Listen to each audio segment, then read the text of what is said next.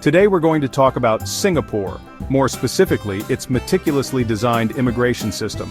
Unlike many Western nations which face challenges such as cultural fragmentation, illegal migration, labor saturation, and critical worker shortages due to inconsistent policies, Singapore has managed to avoid these pitfalls.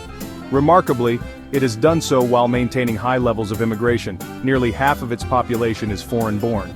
But to fully understand how Singapore's immigration system took shape, we need to go back to the 1990s, when modern policy began to redefine its approach.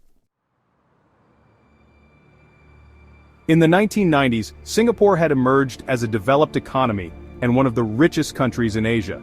However, rapid industrialization and development led to labor shortages in various low-skilled occupations, including construction, manufacturing, shipbuilding, processing, and service sectors, such as hospitality and food service. At the same time, many of Singapore's industries required highly skilled talent from abroad to sustain domestic growth.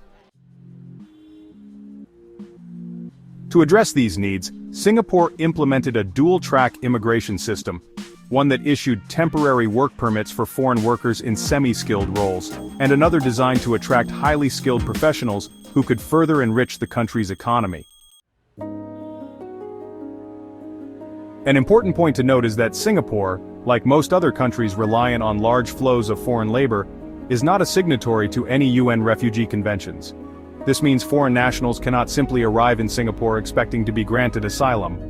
As a small island nation, Singapore enforces stringent border security, making illegal immigration virtually non-existent.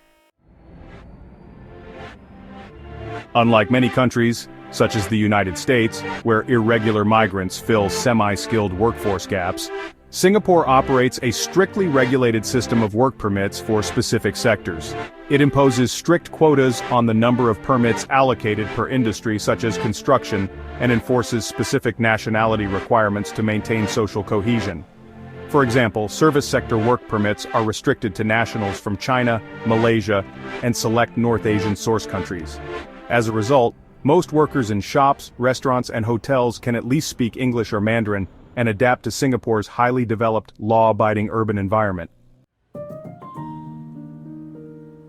Meanwhile, Singapore has struck a careful balance in its skilled labor system. The country offers two main work passes for skilled professionals, both open to all nationalities, the S-Pass and the Employment Pass. Singapore tightly regulates the issuance of these passes by capping the number each company can sponsor, setting minimum salary thresholds, and requiring employers to prove that no local Singaporean citizen or permanent resident is available to fill the role. This system ensures that while foreign talent contributes to the local workforce, it does not displace Singaporean workers or undermine their competitiveness in the job market.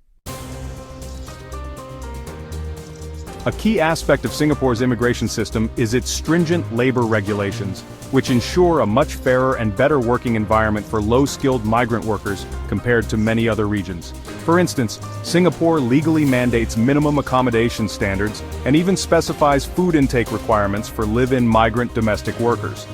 This level of protection stands in stark contrast to the Gulf countries, where the kafala system has led to widespread exploitation and in many cases modern systemic slavery. By enforcing strict legal protections, Singapore ensures that even its lowest-paid foreign workers have fair and regulated living and working conditions, minimizing abuse and exploitation.